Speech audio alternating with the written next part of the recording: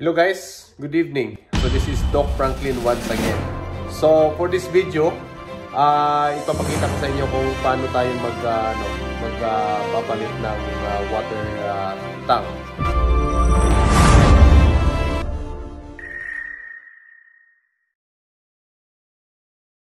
Sa inyong mga bahay. O especially dito sa Vancouver, nandito po kami sa townhouse. Yung townhouse namin is 15 years old. So, ayan, nagkakaproblema na ako sa sa water tank ko. Yung hindi na gumagana, tapos pinalitan ko siya ng heating element. Gumana lang siya ng mga ilang months. So, ayan, nagkaproblema at napansin ko may leaking na rin yung ilalim ng tangke kasi medyo kinain na siya ng kalawang doon sa base. Kaya ayan, nakapag-decide po ako na magpapalit ako ng tangke. Ito yung aking tangke. Nakabalot po siya ng ngayon ng yung oil. So kasi masyadong malamig dito sa dito sa area, sa ilalim, wala naman siyang heater. Kaya binalot nila ng at para at least laging warm. Kasi para at least yung thermostat niya hindi rin mahihirapan. Kaya mas maganda yung nakabalot siya ng ganito oil. So ayan, kaya pala din nakapag-decide ako na palitan ko yung aking tangke dahil one day napansin ko umuusok na rito yung yung switch. Kaya buti nga umabot ako ng buti nga on time ako dumating nung time na yun dahil talaga kung wala, nasunog na yung bahay. Ito yung nangyari nagkaroon na ng sunog sa ilalim. Kaya ayan, sabi ko palitan ko na yung tangke. So ayan, papalit pa ako ng tangke. So ipapakita ko sa inyo kung paano yung procedures nito at para at least hindi kayo mahirapang magpalit. Kahit kayo lang, para makakasip kayo ng pera pagdating ng magpapalit kayo ng iyong sariling tangke. Bago kayo mag-umpisa, kailangan i-drain mo muna yung tubig. Drain mo muna yung tubig. Ayan. Nandito yung So ayan, pihitan mo ito counterclockwise counterclockwise para at least lalabas yung tubig. I-drain mo yun, kailangan empty yan. Pagkatapos kailangan empty yan.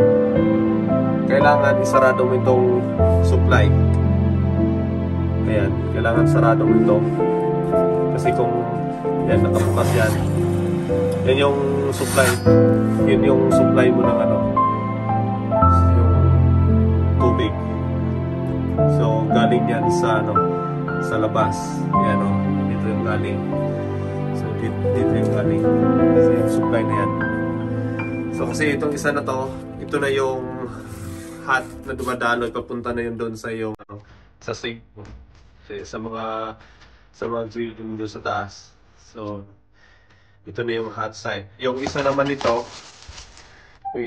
is yung drain. Yan, drain, papunta yun sa drainage mo. So, yan. Yung pipe na ito. Yan yung drain. Tapos yung supply. Ibalik papakita ko sa inyo kung ano yung gagawin. So, ito yung supply mo. Kailangan isarado mo yung tank doon. Tapos itong isa doon sa taas. Ayan guys. Bago tayo mag-umpisa lahat, mag-ulit itong mga wires sa tank natin. Kailangan natin i-check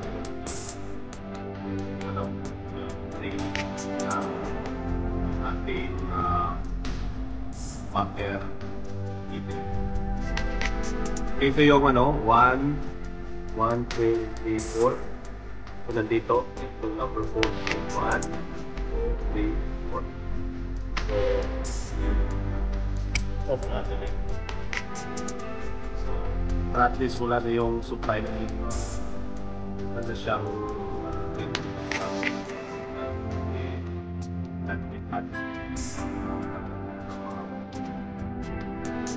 bago natin umpisan yung ano, yung trabaho natin.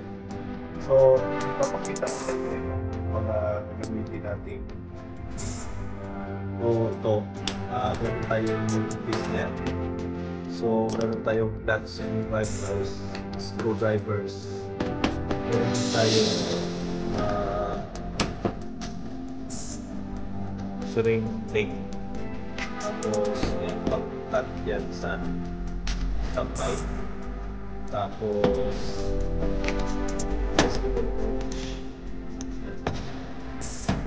meron tayong tape. Tapos, yung rubber tape. Tapos, masking tape, electrical tape. Tapos, yung drill bits at saka electric drill. So, yun yung mga basic na gagamitin natin sa trabaho ito. Ayan, para makasigurado tayong na wala talagang dumadaloy na kuryente, kailangan tayo gumamit ng gloves para sigurado tayo sa gamitin ng tap. At make sure natin na gamitan ng multi-tester para sigurado natin wala talagang supply na pumapasok pagka so gagawin natin para at least magkakasip tayo sa fittings kasi mahal dito mga fittings na ito eh. So isipin yung isa dito fittings na ito is $13. So yan, dalawa yan. So ang gagawin natin para at least makakasip kayo, ito lang yung kakatingin natin dito. Tapos tugtong na lang. Ganun din yung gagawin natin sa kapila. Kasing tayo. Sige, papakita ko yan sa inyo mamaya para at least meron kayong idea. Ayan, bago natin tanggalin natin tong mga pipe na to para lilipat natin sa kabila. So, lugan muna natin tong nakahawak sa tangke. Ito yung mga safety harness niya, safety strap para at least hindi siya umalog-alog.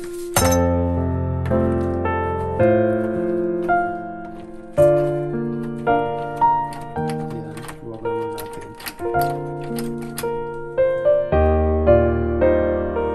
Ayan, ganun din sa ilalim.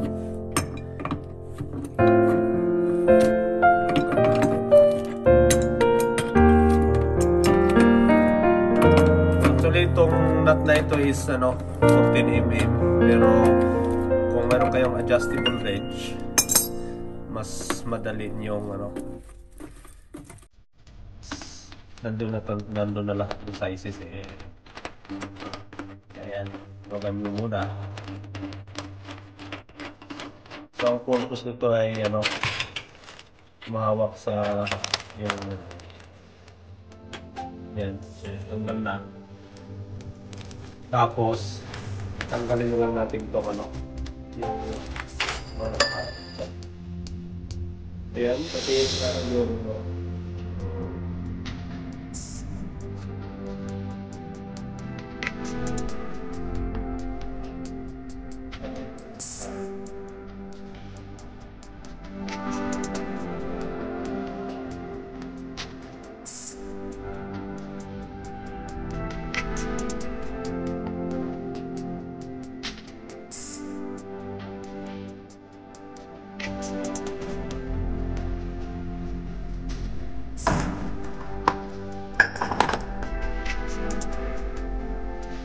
So yun guys, ito na yung bagong tangke. So pareho yun sa talibat pinuli ko. So same 50 gallons yung capacity niya. So pareho yung isa. So simple lang yung gagawin natin. So dalawa lang yung linya niya eh. So, kikita mo yung dyan na wala.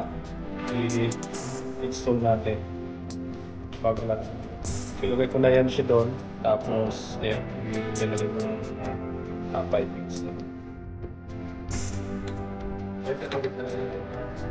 So, kaya ng kapilala din natin konting deep doon. Pero actually, to purpose ng yung plastic na ito yung magsisil. Ito yung magsisil. Ang purpose ng plastic na ito ay magsisil. Pero nilagyan din natin ng Teflon para at least hindi rin siya halimbawa kung ilang taon hindi siya pinakalawa.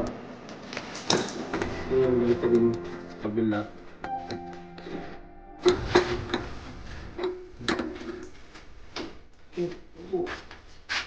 Meron pala.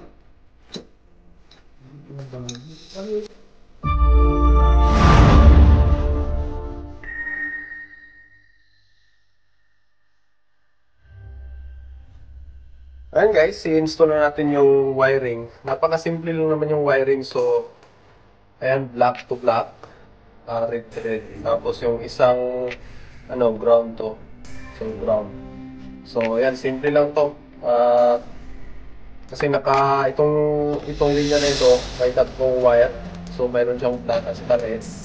Yung sa tangke din, mayroon din siyang black at red. So, simple lang. Black to black. Red to red. Tapos yung isang walang cover, walang insulation, ground siya mat. So yan. So yan. Sarado na natin. So yan yung magiging. So yan.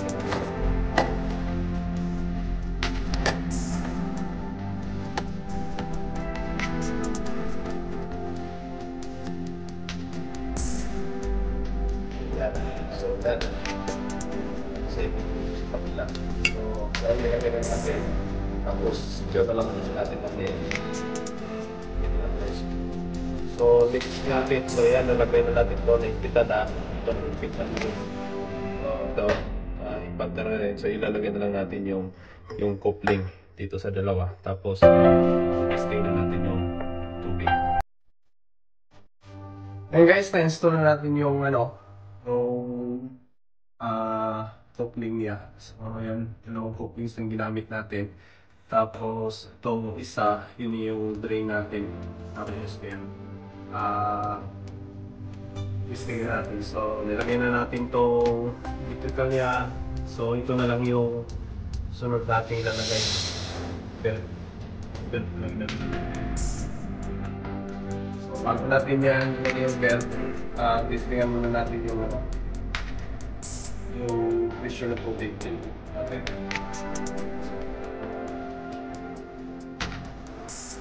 So, ayan guys, nilagay na natin lahat. So, nilagay na natin itong drain. Ayan. So, ayan. Ayan. Lalagyan na tayo ngayon ng tubig. So, bago natin siya i-final yung kanyang belt at saka iho natin yung kanyang supply. Tingnan mo natin yung pressure niya. So, mayroon natin yung tangke. Ayan. Ano yung gagawin natin? Tatlo lang yung wala na tayong babaguhin. So, at saka makakasave mo tayo ng mga fittings at saka yung mga adapter. So ito lang bibili natin. 1, 2, 3. That's it. Kasi ito bago lang to. Mayroon lang bago. Hindi ko napansin kanina. Yan. So, ayan. Ito din.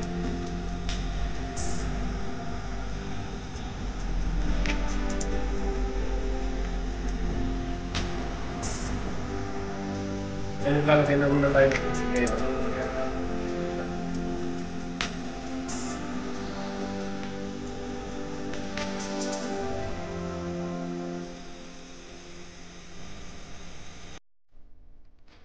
Ayan, puno na yung tangke niya.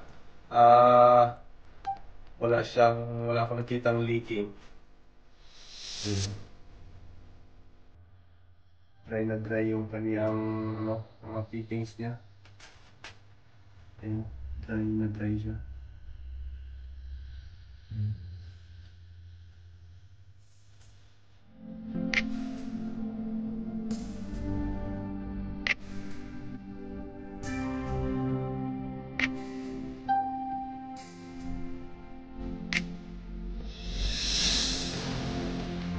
O ayan, nag-break na muna ako. Tapos habang nag-break ako, in-on ko na yung kanyang supply. Meron na siyang supply after 1 hour. Chinik ko yung heater. Ayan. So ayan, init na siya yung output sa ating sink. Init na ito. So ayan, so itong side na ito is malamig kasi yung supply galing sa labas. Yun yung supply natin. Tapos ito, yun na yung sa element. So ayan, warm na siya. So ayan, so successful yung ating project.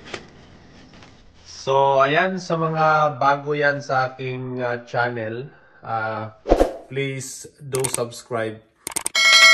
So, please hit the notification button and share naman natin sa ating mga kaibigan kasi para at least the more you share, the more you care. So, ika nga, marami yung share natin yung kaalaman, at least marami din tayong matulungan. So, ayan sa mga kaibigan natin dito sa Vancouver or dito magkalapit dito sa Surrey, Langley at sa Burnaby. So, ayan, don't hesitate to call my number. And kung meron lang kayong tanong sa parts para at least makakasave kayo sa parts, ayan, reach out mo lang ako doon sa aking Facebook fan page, Doc Franklin, Certified Mechanic in Canada. So, tutulungan ko kayo kung saan tayo makakabili ng magandang klaseng tangke. At ayan, kung meron kayong taga-install para at least makakasave kayo ng parts. So, ayan. So, tapusin na natin yung mag 10 o'clock na ng gabi. At least makakaligo na ako ng hindi nagiinit ng tubig. Grabe, 3 days ako hindi nakapag dahil wala nga akong time dahil trabaho din ako. Kaya so nakapag-relax din. Kasi hirap din walang mainit. Kaya kanina nag-half day talaga para at least magawa itong project talaga nito.